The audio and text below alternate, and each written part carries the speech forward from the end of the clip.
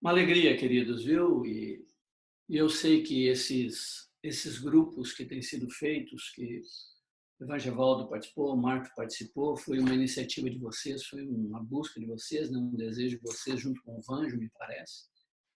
E vejo aqui todos como pessoas totalmente interessadas, né? Na continuidade, entender a palavra. Primeiro momento que eu vim participar desse tipo de encontro aqui, eu não tinha uma ideia do que falar.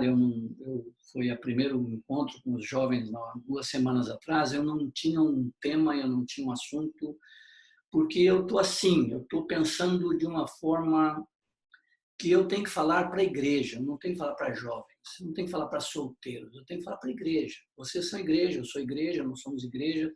Importa que eu tenho 60 e poucos anos, você tem 20 e poucos, nós somos igreja.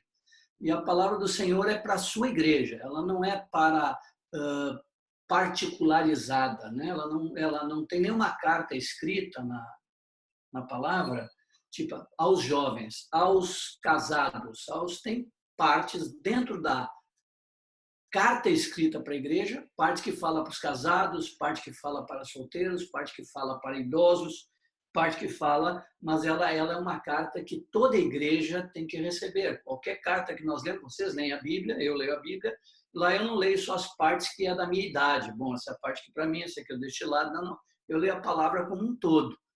Então, eu não quero tratar vocês aqui, nem tratar um assunto como sendo específico a vocês.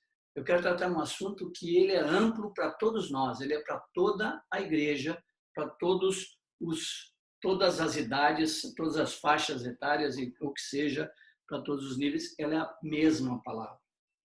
Então, a palavra que eu quero falar com vocês nessa manhã, ela tem a ver com a nossa formação. Quando você olha o propósito eterno de Deus, e todos vocês que estão aqui comigo conhecem a frase, uma família de muitos filhos semelhantes a Jesus, para a glória de Deus Pai, que é cunhada, que é tirada de textos da Escritura, que Deus quer uma família de muitos filhos semelhantes a Jesus. Eu não vou falar sobre o propósito, eu vou falar sobre um aspecto dele que, para mim, ele se refere e ele tem muito a ver comigo e contigo, especificamente, individualmente com cada um. Por exemplo, unidade. O Senhor é uma família, unidade. Eu posso promover a unidade? Eu posso sim, eu posso ser um canal, um meio, uma ponte de promover a unidade, mas a unidade não depende só de mim. A unidade depende de mim e do outro querer. Eu quero unidade, mas ele não quer unidade comigo. Ele não quer andar comigo. Então, ela independe só de mim. Ela depende de dois quererem. Se dois não concordarem, não poderão andar juntos. Então, unidade é o que Deus quer, mas ela depende de mim e de outra pessoa. Muitos filhos também depende de mim, de eu proclamar, de eu falar, de eu perseverar em Cristo, de eu permanecer em Cristo e de eu proclamar. Eu sou o proclamador, eu dou o start, né? Eu dou o início, eu dou a palavra, o Espírito Santo convence e a pessoa decide. Mas a pessoa precisa decidir que quer Cristo, para nós termos muitos filhos. Então, não depende só de mim. Depende de eu proclamar e depende da pessoa decidir e querer o Senhor. Mas ser semelhante a Jesus depende só de mim e de você. Não é algo que dependa de outro, de que outro tem que concordar comigo para que eu seja. Não, unidade eu preciso de estar em acordo com o outro. Muitos filhos eu preciso que a pessoa tome sua decisão.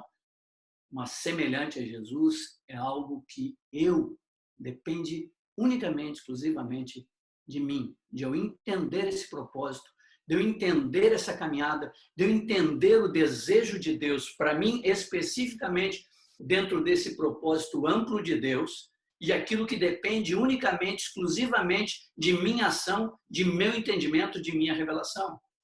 Quando nós buscamos de todo o coração entender esse propósito, quando nós conseguimos receber a revelação dele, a compreensão dele, vocês podem tomar lá Efésios capítulo 1, que para mim é um capítulo fantástico de uma revelação de algo que estava escondido e que Deus trouxe à luz, e o apóstolo ali expressa ele de uma forma maravilhosa, contundente, fortíssima. Tem uma frase de 14 versículos, é uma frase só, não tem pontuação, ela é única, uma frase de 14 versículos, compõe uma frase só, falando do Pai, do Filho e do Espírito Santo, mostrando todo o empenho dos três para um só propósito, para o propósito no coração de Deus, que ele determinou. Quando eu li isso a primeira vez, Efésios, eu li, eu disse assim, meu Deus, tem algo aqui fantástico, maravilhoso, eu não conseguia compreender na totalidade. Aí depois ele fala assim, que eu quero que os olhos do coração de vocês sejam abertos, para que vocês entendam a esperança do chamado. Depois, para que vocês entendam a riqueza da herança que ele colocou nos santos. Depois, a grandeza do seu poder. Porque é um propósito tão fantástico, tão maravilhoso. Quer dizer, você que está aí sentadinho em casa, eu aqui, estou aqui na minha casa, sermos semelhantes a Jesus. É algo assim que você olha assim, uau, isso dá? É possível isso mesmo? Aí ele está dizendo assim, olha, eu coloquei algo em vocês para que isso seja possível. E eu não só coloquei algo em vocês para que isso seja possível, não é algo, né? É Cristo em vós, eu coloquei a vida do meu filho em vocês para que isso seja possível. Mas não foi só isso que eu fiz, não. Eu tenho poder suficiente para realizar isso na vida de vocês. Então, esse propósito, quando eu tenho essa revelação, esse entendimento, eu vivo por ele. Eu sou movido por ele, como Paulo disse, eu me movo, eu deixo para trás, todas as coisas para trás ficam, eu deixo para elas para trás e sigo para o alvo. O que é deixar para trás? Não é só o ruim, não, é tudo. Eu não paro, ou seja, eu não me estanco numa experiência da vida, no momento da vida está bom demais, não, eu prossigo. Enquanto eu não for semelhante a Jesus, eu não paro. Eu continuo. Meu propósito é ser semelhante a ele. Então, quando esse aspecto, qual é o aspecto principal, então, da nossa semelhança com Jesus, que é o assunto de hoje, que eu quero falar com vocês. Algum pode pensar, é o amor, é isso, bom, faz parte, mas tem um nomezinho que se dá, que é o aspecto principal que nós temos que ser semelhantes a Jesus, no seu caráter. A semelhança a Jesus é no seu caráter. Nós temos que ser semelhantes a ele no caráter. E quando é que esta caminhada de ser semelhante a Jesus iniciou? Ela iniciou quando fomos enxertados em Cristo. Quando nós fomos enxertados em Cristo na morte pelo batismo. E nascemos em novidade de vida. A partir daquele momento, daquela experiência, daquela transformação, daquela mudança de eu morrer para as coisas passadas, eu nascer, eu ser uma nova criatura, naquele momento inicia-se o propósito de Deus em minha vida de eu buscar ser um com todos, de eu buscar muitas vidas para Ele e de Ele trabalhar em mim para que eu seja semelhante ao seu Filho. Então, todas as coisas, e você sabe isso, tudo coopera para o bem daqueles que amam a Deus, foram chamados segundo o seu propósito. Tudo a partir daí começa a cooperar. Toda a ação de Deus, todas as situações, nós começamos a linkar com o objetivo de Deus de que eu seja semelhante a Jesus. No quê? No seu caráter. Que eu expresse, que você expresse o caráter de Cristo. Eu, por exemplo, eu me olho assim, muitas vezes eu me confronto todo o tempo com a palavra, estou me confrontando com o Senhor, eu estou olhando para Ele como por espelho, né? No espelho é Ele lá, eu aqui, eu estou olhando assim, diz assim, eu estou ficando mais parecido com Ele, deixa eu olhar aqui. Eu olho os 4 evangelhos, estou ficando mais parecido com Ele, as minhas reações são iguais às dele, as minhas ações são iguais às dele, Ele realmente está vivendo em mim, Ele de fato se expressa através de mim, a vida dele é real em mim. E eu descobri, meus irmãos, minhas irmãs e meus irmãos, que eu sou uma caricatura de Cristo, ainda. Eu tenho alguns aspectos muito parecidos com ele, mas outros ainda não. Então, eu tenho um aspecto, eu tenho um nariz grande, eu tenho a orelha grande, eu tenho os olhinhos pequenos, eu estou assim parecido, mas é uma caricatura. Você olha a caricatura de alguém e diz assim, parece. Ele lembra ele mesmo, salientou as partes que mais se percebe. Se fosse para uma caricatura, minha ter nariz grande, orelha grande, olho pequeno, não salientar esses aspectos do meu rosto. por um óculos. Eu tenho uma que mandaram para mim aí, uma época, assim, o cabelinho repartidinho no meio, eu segurando um coqueiro e uma cuia de chimarrão, assim, o narizão, orelha, eu ri muito, tenho guardado, coloquei num quadro. Então, eu sou uma caricatura de Jesus ainda, eu não sou semelhante a Jesus, isso me incomoda. Isso me incomoda porque são 46 anos de caminhada. Então, eu desejo, eu quero, isso está no meu coração, eu quero parecer com o meu Senhor, eu quero ter a estatura de Cristo, eu quero ser semelhante a Ele. E eu sei que tudo que Ele coloca na minha vida, todas as circunstâncias, situações, todas as pessoas, todos os acontecimentos, é para que isto se torne realidade em mim. Então, tudo está cooperando e eu tenho que ter essa atenção. Eu lembro que em 1998, imagina hoje aqui, eu me emocionei agora há pouco, porque eu desejo de todo o meu coração, em 1998 eu entrei em desespero, aqui nesse mesmo local que eu estou aqui, que aqui é o meu escritório. Eu estava aqui orando, clamando, suplicando, e eu descobri, eu disse, Senhor, eu tenho 1,70 m, mas tu era muito maior do que 1,70 m, a tua estatura é maior do que a estatura que eu tenho. Eu não cheguei à tua estatura ainda, eu não posso parar, eu me desesperei, Senhor, me ajuda em todos, que eu veja todos os aspectos, que eu entenda toda a atuação, para que Cristo seja formado em mim, para que o caráter de Cristo se expresse de fato em mim. Então, eu tenho lutado, buscado, entendido que Deus tem colocado todas as situações, circunstâncias e pessoas para que esse caráter se expresse de fato e em realidade. Então, o que nós vamos conversar nesta manhã? Quero conversar com você sobre o que é caráter. Nós temos um conceito sobre o que significa caráter. Depois nós vamos falar sobre o caráter, é a forma de ser de uma pessoa. O que significa isso? Depois nós vamos falar sobre caráter e personalidade. A diferença entre caráter e personalidade é que é um ponto importantíssimo porque aqui há muita confusão. E quando vai se relacionar, se confunde muito isso. Isso tem que ficar muito claro. Como distinguir os erros de caráter da personalidade? Isso é erro de caráter, isso é personalidade. Nisso eu tenho que atuar, nisso eu não preciso atuar. Então, depois falarmos sobre como o caráter é formado em nós. Depois falarmos sobre a conduta determina o caráter ou o caráter determina a conduta. E vamos terminar falando sobre a família e a sociedade na formação do caráter, juntando a igreja. Então, são muitos pontos. Você pode dizer assim, uau, nós vamos até 1h da tarde discutir mais. Não. Eu vou ser bem objetivo.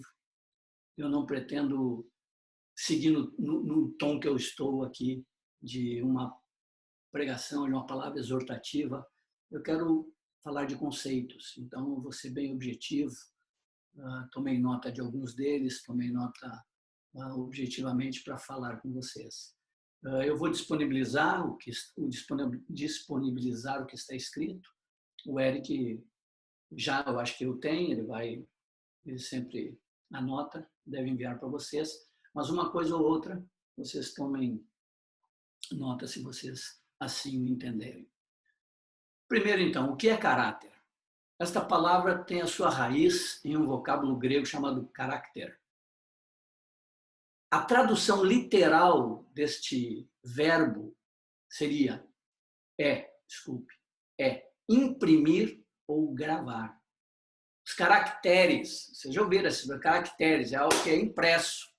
Então, daí vem a palavra caráter, é imprimir ou gravar algo em você.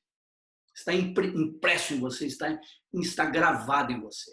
A imprensa, né, as letras são caracteres, então a imprensa gravada, vai lá e grava antigamente, né, que tinha tudo, agora já está mais online as coisas, mas ainda tem o escrito, então é lá uma prensa que vai lá, imprime e grava aquilo naquelas folhas.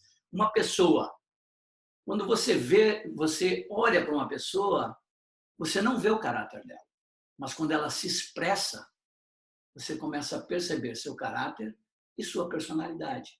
Você começa a perceber essas duas coisas. Então, caráter é algo que foi impresso, foi gravado em você. Está lá dentro de você, está na tua essência. O caráter, poderia dizer assim, é a forma de ser de uma pessoa. é o sumo das virtudes e dos defeitos dela. É o sumo. Ali no caráter tem virtudes, que são, ele expressa virtudes no seu caráter, e também expressa defeitos. É o sumo disso. Ali está tudo junto. E ele se manifesta de uma forma natural quando relacionamos com as pessoas. Ele vai saindo. Você vai imprimindo nas pessoas uma imagem,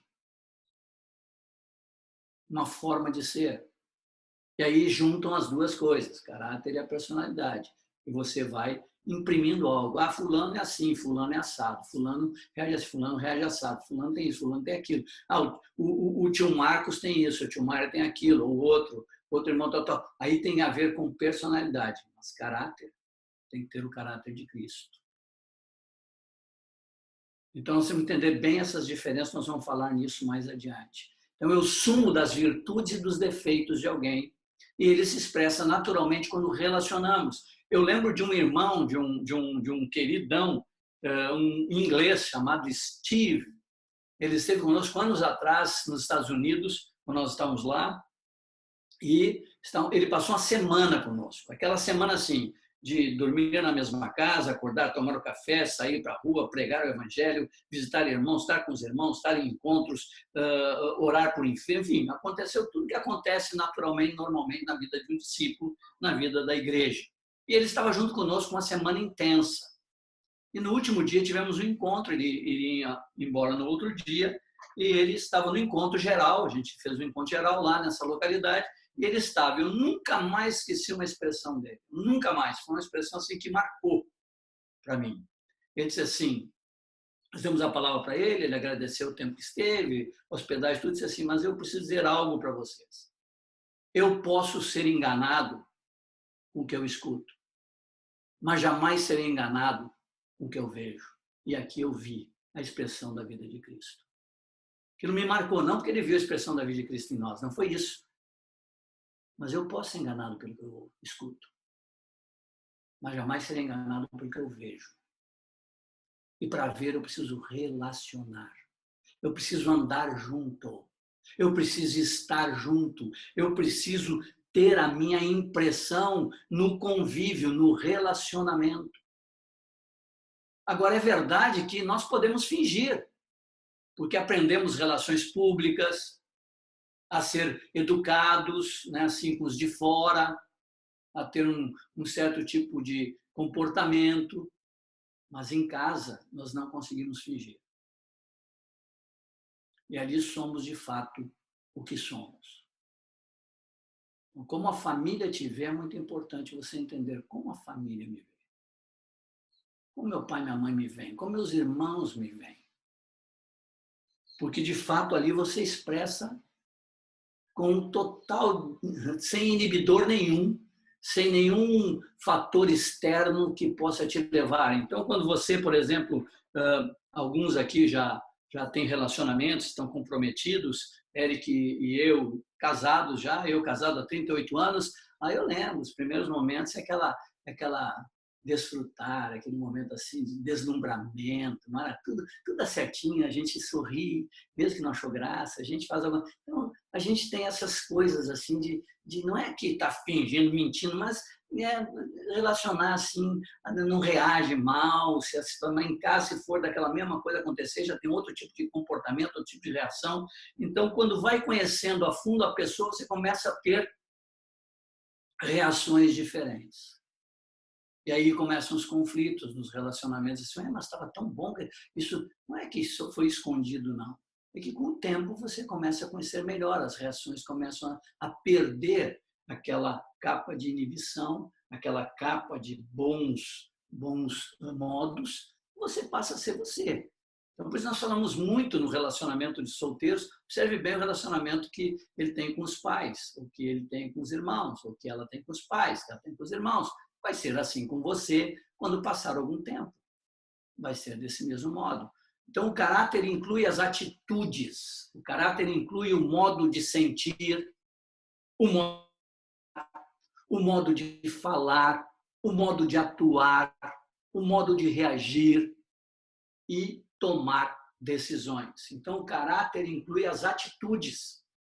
meus sentimentos, meu pensamento, minha fala, minha forma de atuar em situações, minhas reações e as decisões que eu tomo. Tem a ver com a minha formação, com o meu caráter, com as minhas virtudes. E também, nesse momento, quando eu não estou ainda com o caráter de Cristo, meus defeitos.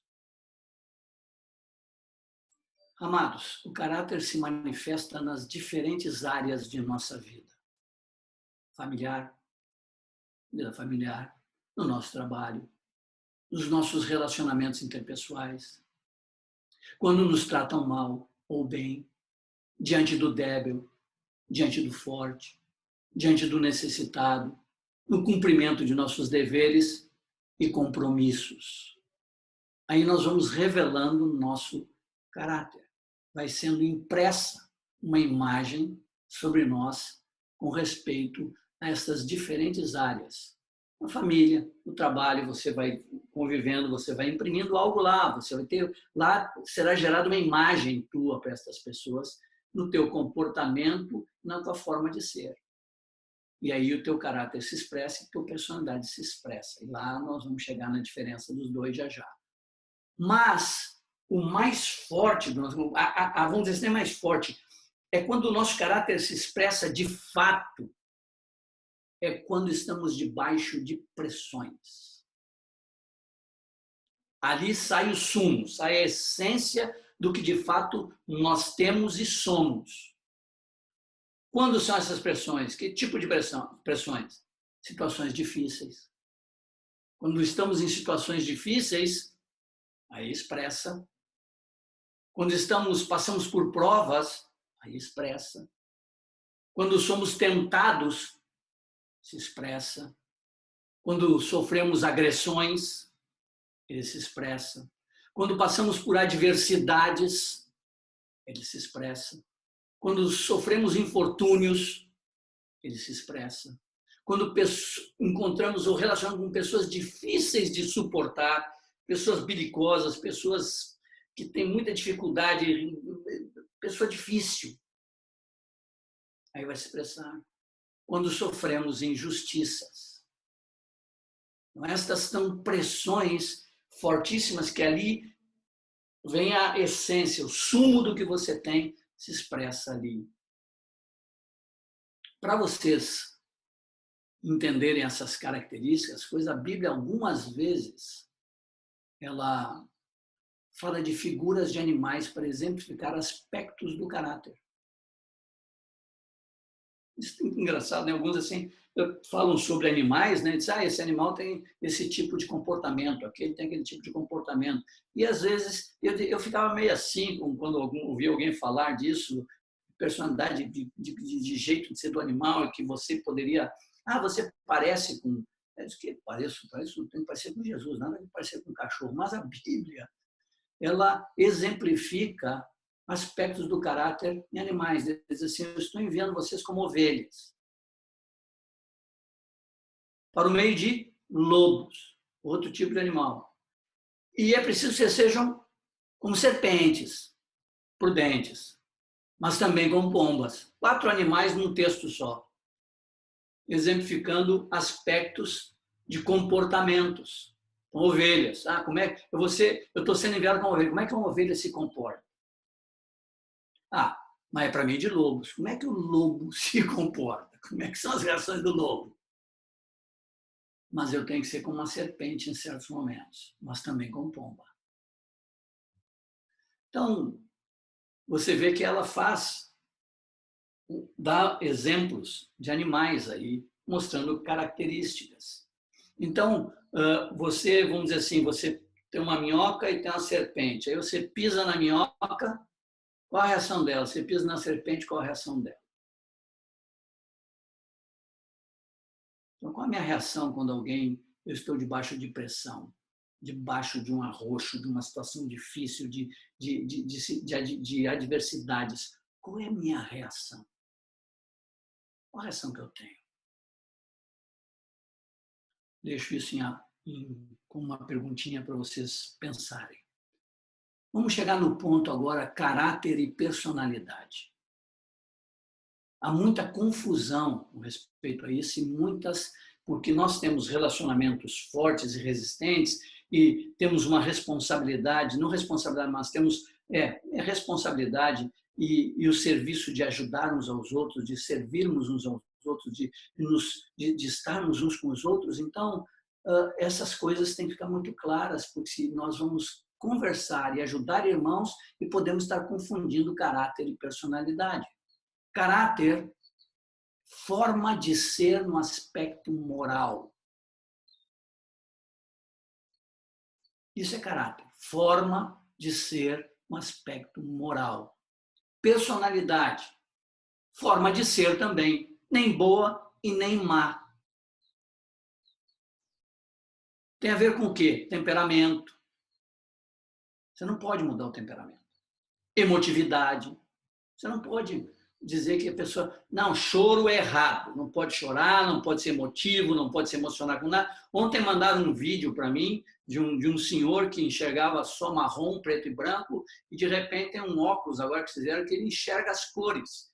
E ele já era um senhor, e ele nunca viu colorido nada. De repente ele colocou os óculos e começa a alegria dele. Né? Eu desabo no choro, meu coração acelera, eu fico... Isso é emotivo. Não, você não pode ser emotivo, não. Jesus não era emotivo, não. Jesus chorou também. Jesus se angustiou. Jesus teve... Então, isso faz parte da personalidade, emotividade, inteligência. O meu QI é fraquinho. O QI do meu companheiro é altíssimo. E agora eu tenho que ter o QI dele? Ou ele tem que abstrair o dele para ser igual ao meu? Não. Inteligência que Deus colocou em cada um na sua formação, veio lá no seu DNA, veio lá na sua formação, ou seja, não tem como você mudar isso, estrutura psicológica. Todas as coisas que eu passei, todas as coisas que eu passou, a estrutura psicológica também, como eu reagi às coisas, eu tenho reações, então faz parte da personalidade. Ou seja, eu não tenho que tocar nisso, eu não posso mudar a pessoa nisso. Na sua personalidade, o que tem que ser tratado e ajudado numa vida é o seu caráter. O caráter tem que parecer com o de Cristo, mas a personalidade é o que nos faz ser únicos e diferentes uns dos outros. E nesta área não tem que se tratar ninguém, nem oprimir ninguém, nem levar alguém a ficar opresso, mudar sua característica da sua personalidade. Vocês lembram dos temperamentos? Foi uma época, um livro chamado Os 4 Temperamentos, colocava os temperamentos como 4 temperamentos, não sei se vocês já leram, já ouviram falar, mas foi numa época nossa que muita gente falava, colérico, sanguíneo, fleumático, melancólico, e aquilo ficou assim, tipo que você querendo botar um rótulo, mas é personalidade. Então, falava assim, o colérico ele é alguém definido, decidido, que toma decisões rápidas e passa por cima e vai atrás dos seus objetivos e tal. O sanguíneo ele é impulsivo, ele é emotivo, ele tem... o fleumático ele é tranquilão, quietão, na dele. E o melancólico é alguém que nas coisas nunca não consegue ver as coisas positivamente bem. Ele sempre tem algum aspecto que não está legal, que traz algum conflito, alguma coisa. Tem que mudar o quê? Se uma pessoa é decidida, se outra é mais... uma é intensa e outra é menos intensa, você não pode mexer nisso. Você vai fazer com que a pessoa se descaracterize naquilo que Deus deu para ela como único. Agora, o caráter tem que ser moldado à imagem de Cristo. Mas a personalidade, não deve ser mudada. Eu lembro que na época, não vou cantar aqui, porque cantar eu sou péssimo, mas eu lembro que na época eu fiz musiquinha para os temperamentos, eu cantava musiquinha do colérico, eu cantava musiquinha do sanguíneo, do fleumático e do melancólico. E eu ria, mas era característica. Dentro dos temperamentos, as pessoas colocaram até problemas de caráter, mas não. Na sua essência, não. Então, a personalidade, ela não é nem boa e nem má. Ela é a tua personalidade que te faz único, faz ser esta pessoa maravilhosa que o Senhor criou. E ela envolve o temperamento, a emotividade, a inteligência e a estrutura psicológica. Ok? Estão comigo ainda? E o que tem que ser moldado à imagem de Cristo? O caráter, não a personalidade.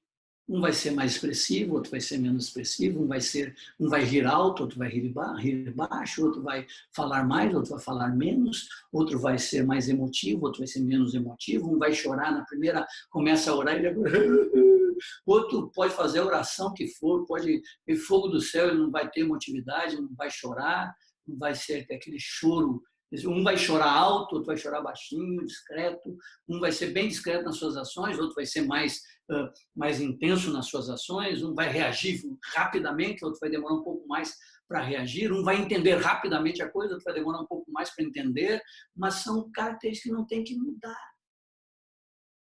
E quando você começa a tratar a personalidade de alguém, você vai anular essa pessoa, você vai trazer danos. Mas o caráter tem que ser o de Cristo. E aí é a nossa forma de ser na questão moral. São coisas diferentes. Como distinguir, então, os erros de caráter de personalidade? Para você não se atrapalhar no trato com o discípulo, com os irmãos, com os relacionamentos. Para mim é muito simples. Tudo o que a palavra de Deus diz que deve ser corrigido em nós temos que modificar. Nós temos que ser transformados. E o que seria isto? Que não se conforma à imagem de Cristo. O que está na Escritura. Não é o que eu acho que tem que mudar, mas é o que está na Escritura. Exemplo, um mandamento é para todos, não importa se ele é colérico, se ele é sanguíneo, se ele é fleumático, se ele é melancólico, se ele é expressivo, se ele não é expressivo, se ele é expansivo, se ele não é expansivo, se ele é introvertido, se ele é extrovertido. O mandamento é para todos. Não tem assim, esse mandamento aqui não dá para mim porque eu sou muito extrovertido, então esse mandamento não existe. A palavra de Deus para todos. Então, é muito simples eu entender. O que está na palavra é o que eu tenho que absorver e o que eu tenho que viver. O que não está, que não fala na palavra nada para mudar, eu não tenho que tocar em ninguém.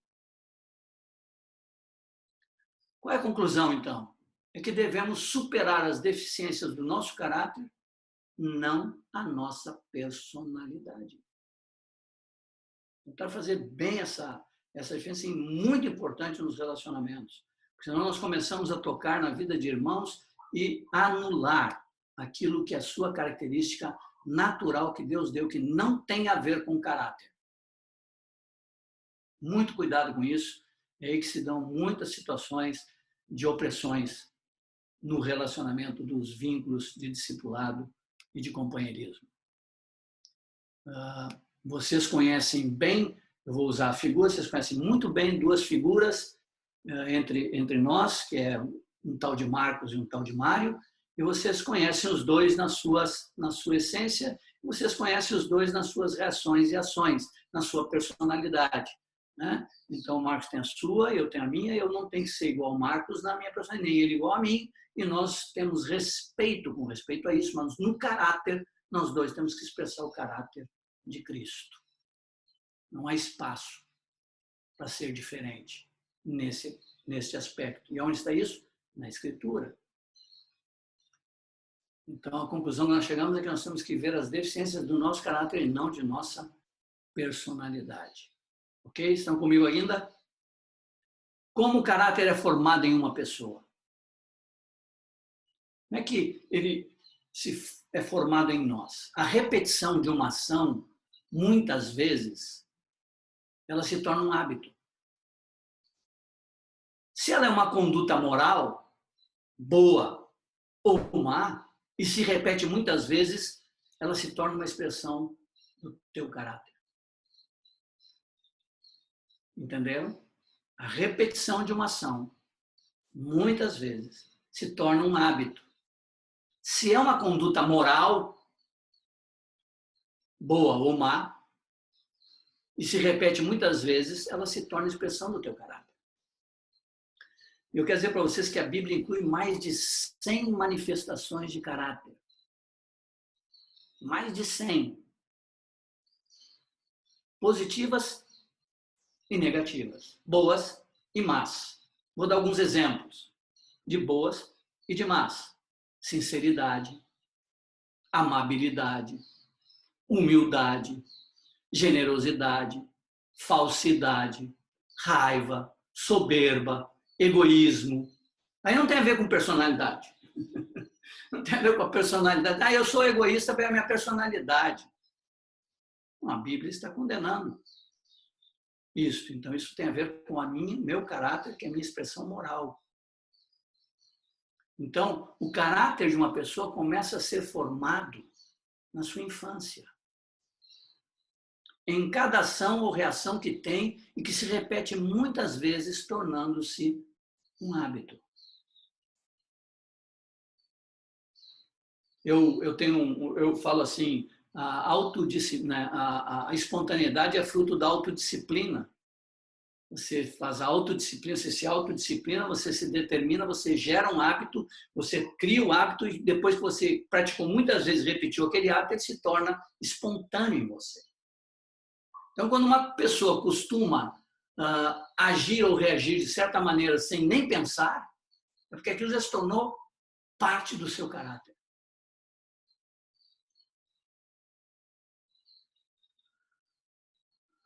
Quando uma criança age, reage 10 vezes, 30 vezes, 100 vezes e não é corrigida num mau hábito, numa conduta que não é adequada moralmente, que não é correta, que tem a ver com a escritura, e ela não é corrigida, isso se torna uma expressão negativa do seu caráter. E ela cresce com ele. Imagina, a criança lá atrás você pode fazer a ajuda, a correção, aí tem uma atitude egoísta, então você faz a correção, ela não tem 10, 15, 30, 100 vezes a atitude. Você ajuda ela a entender e ela cresce não sendo egoísta, aprende a repartir, aprende a compartilhar. Não busca as coisas só para si, para seu interesse. Mas você tem que estar atento a essas ações e reações, muitas vezes repetidas, vai se tornar a sua maneira de fazer as coisas, vai ser a sua conduta, quando adulto. Agora, você pode corrigir uma criança, mas e quando chega a fase adulta e ele já tem e chegou no reino de Deus com maus hábitos de caráter, de conduta moral? O que fazer?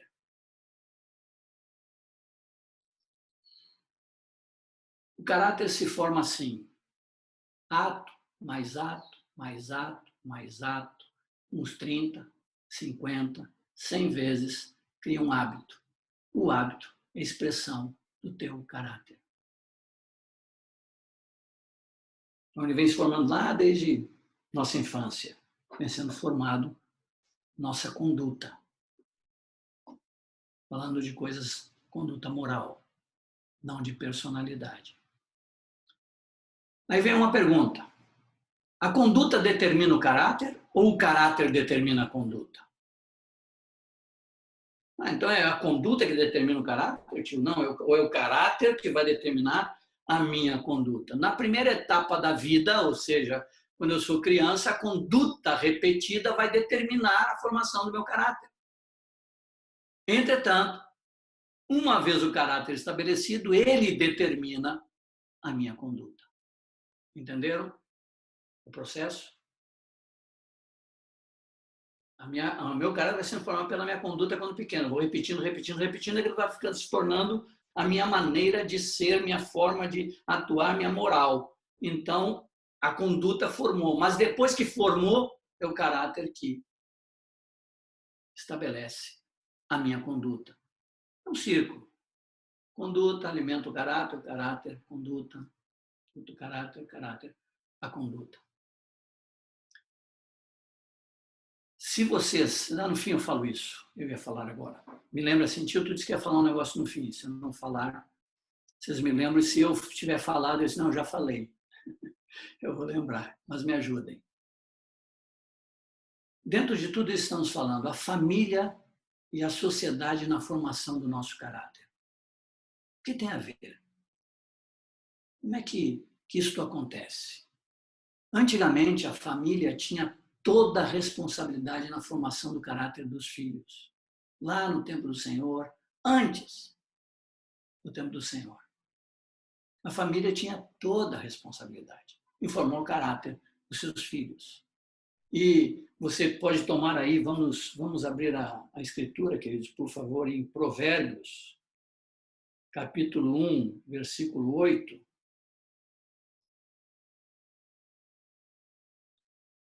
Eu posso ler para vocês, para vocês não perderem, mas é Provérbios 1, 8. Filho meu, ouve o ensino de teu pai e não deixes a instrução de tua mãe. Quero fazer uma sugestão para vocês. Se eu fosse vocês, eu já fiz isso, se eu fosse vocês agora, eu tomaria Provérbios e sublinharia todas as vezes que aparece a palavra filho meu. São 48 vezes vai aparecer em Provérbios, filho meu, é um conselho para o filho. Os pais dando para os filhos, sabedoria de Deus para os filhos. Filho meu, tal. Filho meu eu continuo sendo, né? Ela serve para mim. Posso estar numa outra etapa, filho meu. Aí diz assim, filho meu, ouve o ensino de teu pai e não deixe a instrução de tua mãe. É óbvio que hoje eu não posso viver isso, porque senão eu iria consultar os mortos. Meu pai e minha mãe já morreram. Eu não posso viver isso agora. Né? Eu não posso ouvir o ensino de teu pai, não posso ouvir o ensino do meu pai mais. E não deixe a instrução da tua mãe, isso eu posso fazer. Agora, a palavra ensino e instrução aqui, ela aparece assim, o que é ensino, o que é instrução? Ensino e instrução, eu estou ensinando, eu estou instruindo, você usa como sinônimos, né? Como palavras sinônimos. Eu ensinei os discípulos, não, eu estou instruindo os discípulos sobre isso, não, mas no original, no hebraico, e eu não sou professor de hebraico, nem professor de grego. Eu tenho aquela Bíblia que alguns de vocês têm que você clica na palavrinha assim, aparece o significado dela. Então eu fui e resolvi clicar, porque eu vi que são duas palavras, foram traduzidas diferentes, para ver se elas tinham o mesmo sentido. E a palavra ensino, ela vai aparecer aqui, dizendo assim, disciplina, castigo, correção. Então, filho meu, ouve o ensino do teu pai, ou seja, a ação do pai, nesse texto aqui, seria disciplinar, corrigir, colocar limites para os filhos.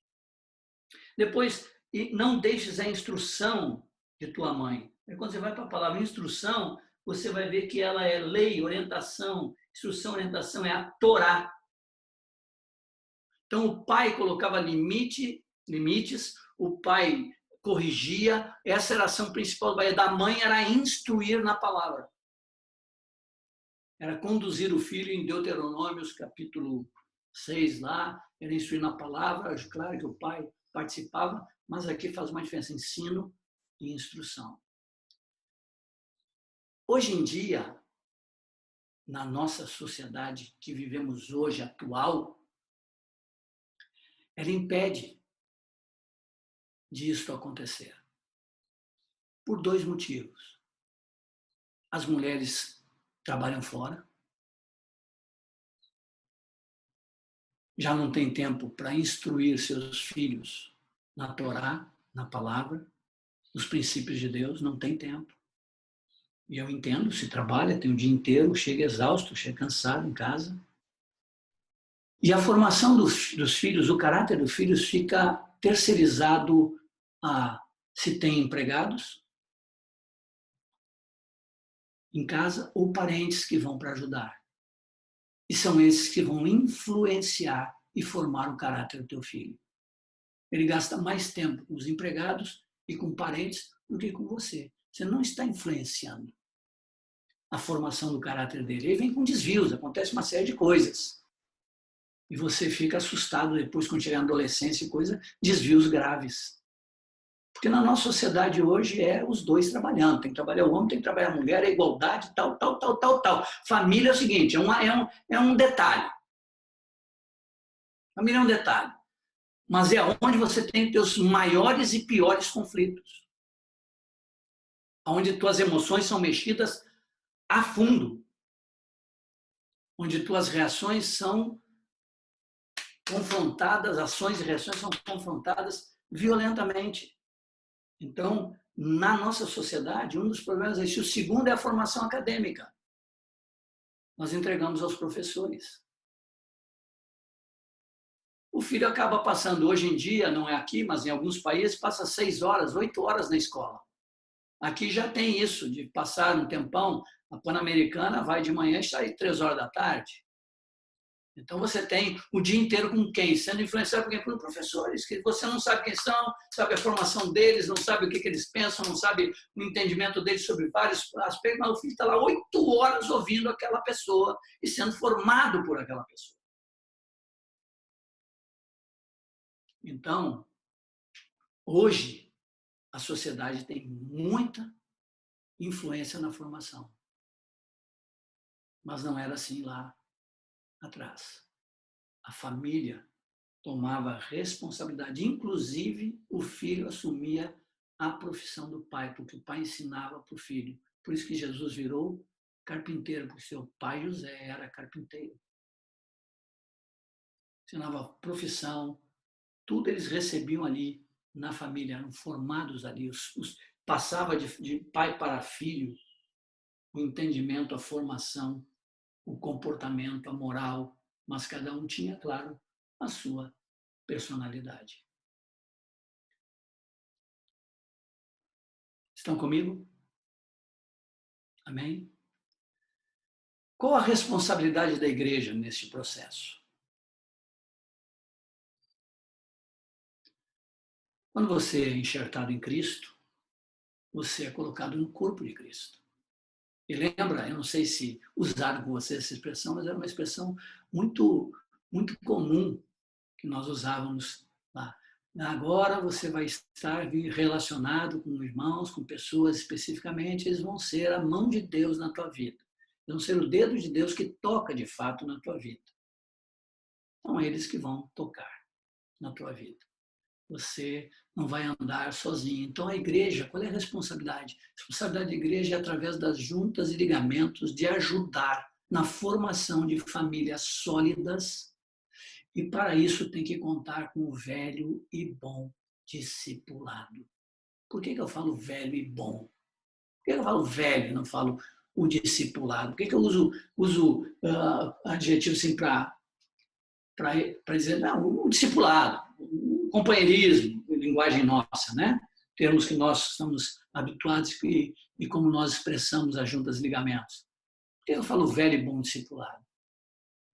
Porque, com o passar dos anos, e eu vejo isto acontecendo, o discipulado se tornou muito mais um encontro de estudo bíblico e de passar conceitos do que, de fato, formar o caráter.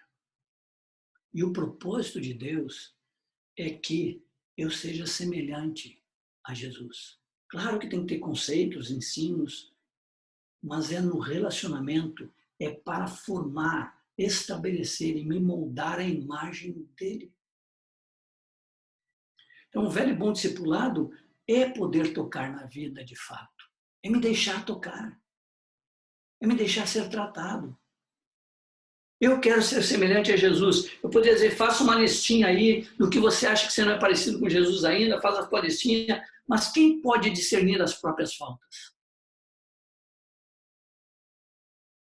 Eu, às vezes, sou malvado comigo, mas a maioria das vezes eu sou bonzinho. Eu quero confessar aqui, a maioria das vezes, eu gosto muito de mim, eu gosto muito de mim, eu sou o meu melhor amigo. Não, meu melhor amigo é Jesus, mas eu gosto de mim, viu? Eu lembro de um irmão que foi procurar um psicanalista assim, eu preciso que você me ajude muito porque eu me amo. Mas aí não tem um problema, é que eu sou correspondido. Então, eu bato altos papos comigo. Não sei se vocês fazem isso, mas eu bato altos papos comigo. O dia inteiro eu converso comigo. Eu vou papai, eu respondo, falo, pergunto, e eu estou lá comigo, eu me abraço, eu gosto de mim. Eu gosto de mim. Por isso que Jesus disse assim, ama teu próximo como a ti mesmo, pai. Se tu amar o teu próximo como você se ama, cara, vai ser show de bola. Já vai ser um passo enorme que você vai dar. Mas quem pode discernir as próprias faltas? Não consigo me ver. Se eu não tivesse espelho, eu nem saberia como eu sou. Mas vocês me veem. Meu irmão me vê. Meu irmão são os olhos do Senhor. para me discernir, para me ver, para dizer, Marião, aqui uma falha, querido. Aqui você tem um desvio. Esse teu comportamento, essa tua reação sempre, nesse momento, ela não coaduna, ela não expressa Cristo. Vamos juntos orar, buscar, depender do Espírito Santo, para que este caráter dele seja de fato algo real em ti. Esse aspecto está te faltando. Então, meus amados, o velho e bom discipulado, de se deixar tocar, de tocar também, porque o discipulador não é perfeito, mas é junta e ligamento, as juntas, ligamentos, auxílio e toda a junta, cooperando, né, para o crescimento e edificação. Ser real. Não ter medo de ser tocado, não ter medo de ser confrontado. Rapaz, se não é verdade, você vai ter como dizer, olha, presta atenção, olha aqui, os outros se me enganei, meu irmão, me perdoe. Ou então você vai dizer, cara, me ajuda, cara, eu tenho esse troço mesmo, me ajuda, eu quero parecer com o meu Senhor. Me ajuda a ser parecido com Ele.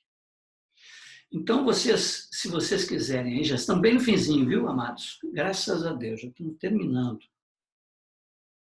Se vocês puderem abrir aí em Efésios, capítulo 4, versículo 17, a leitura não vai ser tão pequenininha, mas nós vamos ter paciência para ler, né? Estamos aqui, que horas são? Só 50 minutinhos, isso. Vocês não vão fazer perguntas, não perguntam, vocês ainda vão cooperar, vocês ainda vão acrescentar coisas, vocês vão pegar texto, vocês vão me edificar aí com tantas coisas que eu sei que o Senhor já falou com vocês e tem falado. Mas esse texto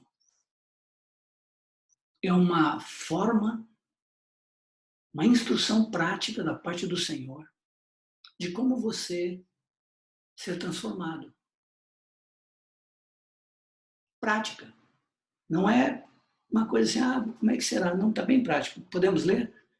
Efésios 4,17. Isto, portanto, digo e no Senhor testifico, que não andeis como também andam os gentios. Como é que andam os gentios?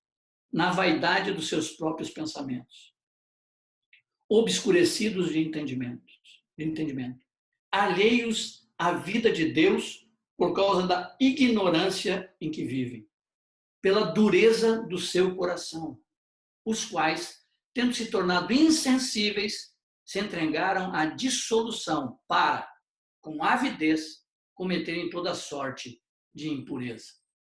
Mas não foi assim que aprendestes a Cristo.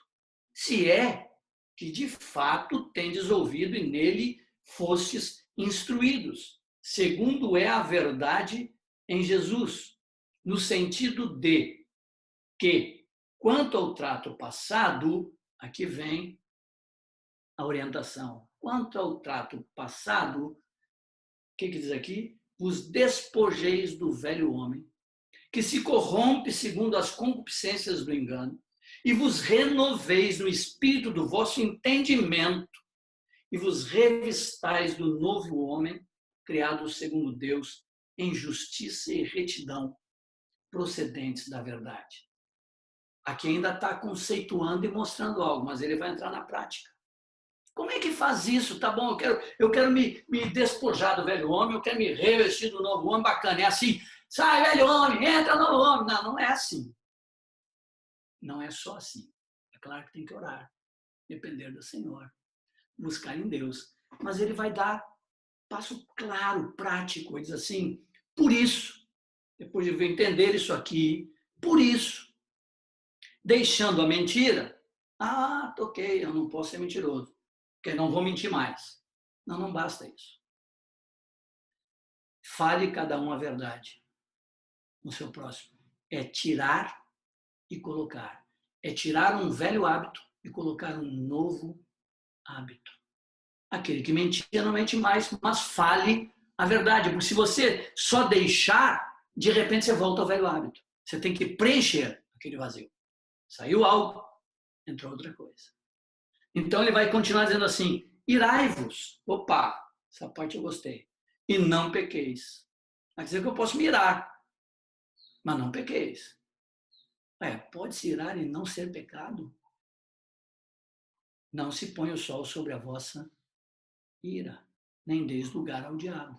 O que é isso, então? Eu me irei com um irmão aqui, eu fiquei zangado com o irmão, e de manhã tinha uma discussão com o irmão, mas eu não posso, até o fim do dia, permitir que isso permaneça comigo. Eu me irei, mas se até o pôr do sol eu não permitir essa ira continuar, eu não pequei. É isso que está dizendo aqui. Irai-vos e não pequeis, não se põe o sol sobre a vossa ira, nem deis lugar ao diabo, porque aí você começa a dar o trato. Uma reação, imediatamente você faça a correção. Eu vou pecar quando eu deixo o sol se pôr, eu dou lugar ao diabo de fomentar uma ideia e fortalecer, e estabelecer e firmar ela na minha mente contra meu irmão.